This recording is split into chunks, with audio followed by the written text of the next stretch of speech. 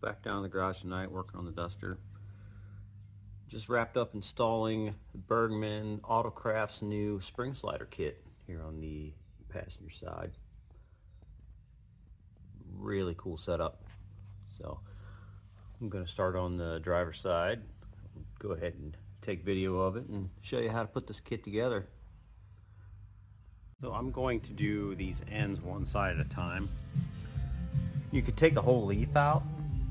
You'll have to kind of press in the bushings. If you want to do it like on a press or a vise or off the car, you could do it that way. But I'm going to do them one side at a time. Show you how I'm going to do that. And then, yeah, you just take your 2 bolts out of your back hanger. Actually start by putting a jack underneath the rear end. Support that. You take 2 bolts out of the hanger there. And your 4 U-bolt nuts. Take the U-bolts off. And then you take these 2 nuts off here and just pull the shackle off, pull the shackle apart. And that should all come apart there. And then we'll start showing you how. This is about where you need to be. I'll leave the front attached for now. The spring sitting on the ground. Steel bushings there. Now, the age of your springs and your bushings is going to kind of depend on, or make a difference on how easy this is going to end up being. This is a Hotchkiss leaf, and it's probably only not quite a year old. So it's got polyurethane bushings. When I did the other side, I was able to just grab them, pull them, and twist them, and they came out. I don't know how hard the old rubber bushings would be to get out. Sometimes they can be kind of difficult. So like I said, that just depends on the age of what you're working with. I just wanted to do a quick comparison here on what you're taking off compared to what you're putting on. This is a really trick piece. You got the old shackle that rides on the rubber bushings. It can ride back and forth. Lateral movement, doesn't move freely or smooth. This actually rides on these ball bearings right down that groove. Doesn't slide very freely when you don't have everything bolted together. So yeah, it'll slide on the ball bearing up and down the groove.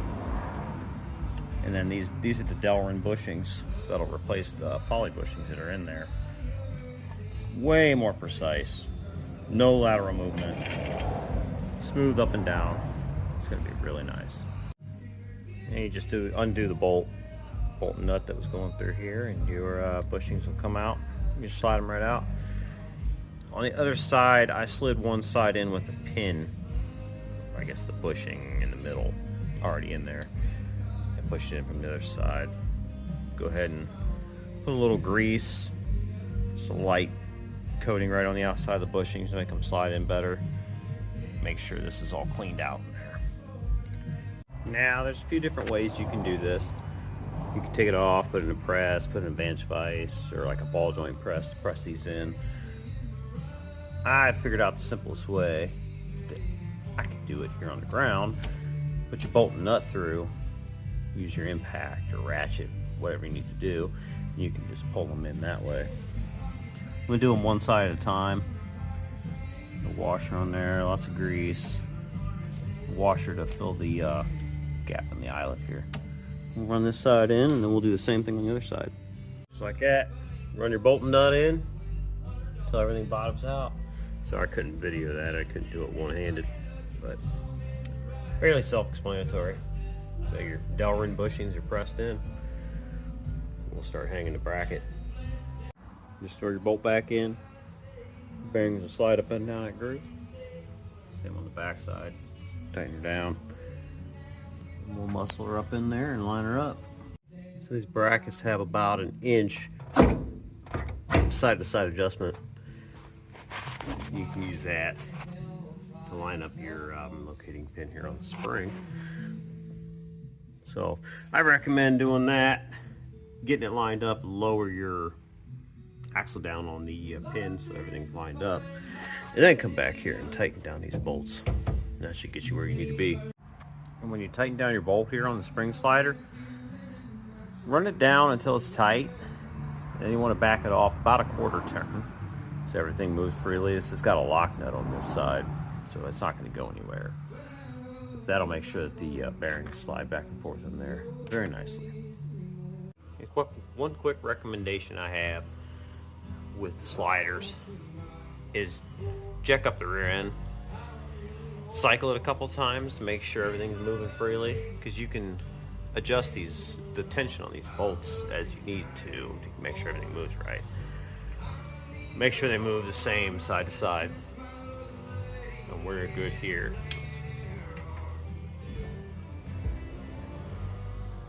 Shows you how everything moves. Looks great. So I'll have to level with you. I did the sliders first and ended up running out of time to do the actual spring relocation kit. And that was a few weeks ago, so actually about a month ago now. Got plenty of miles on the sliders. They were flawless. So now I'm back at it to do the spring relocation kit. So I've already got the other side done, and the first thing you have to do is cut your old perch off. Torch, cut-off wheel, Sawzall. I don't have torches, so I use the cut-off wheel and Sawzall combination and grinder to get it all smooth. So I will get that done. Should look nice and smooth, bare metal, something nice to weld the new perch on.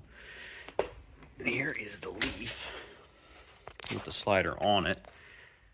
So if I would have known I had to take the leaf off back then, I would have just done it all at once, because I thought my front one was a 2-part bushing and I could just pull it out like I did the backside there, but it is not, and I'll show you here in a little bit. It's a 1-piece with a sleeve, so I have to actually take it out and put it in the press.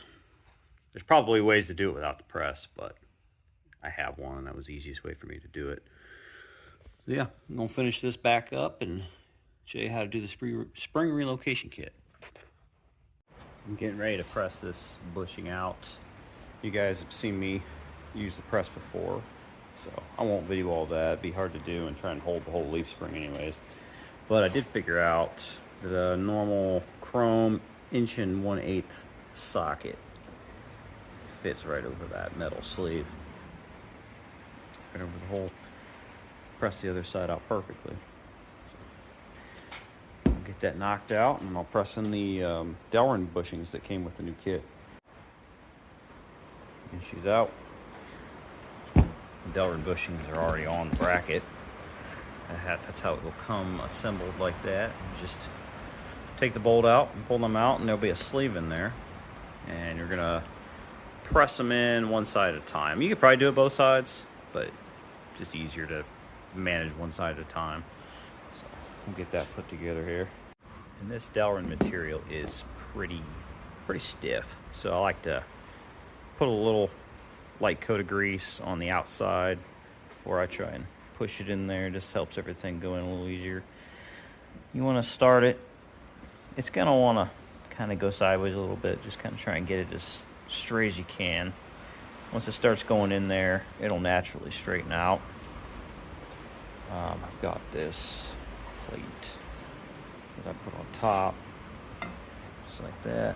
And it'll sit on there, and that press will push right down the middle of that, shove it in. So I'm going to do this side a little different than I did the other side. The other side, I pressed the 2 halves of the shell in and then put the pin in last. But I think on this one, I'm going to use the pin to hold the bushing straight. Yeah, I'll just go ahead and push the pin in. I'll put the plate on top of the pin, and it'll push them both in at the same time. It'll bottom out that pin and shove them both in. Might just make a little bit quicker work out of it. Yep, worked perfect. Put them both in at the same time. So this is now ready to go back together. So I kind of want to stop and talk about the engineering that went into this piece. I think this thing is so cool and so well thought out.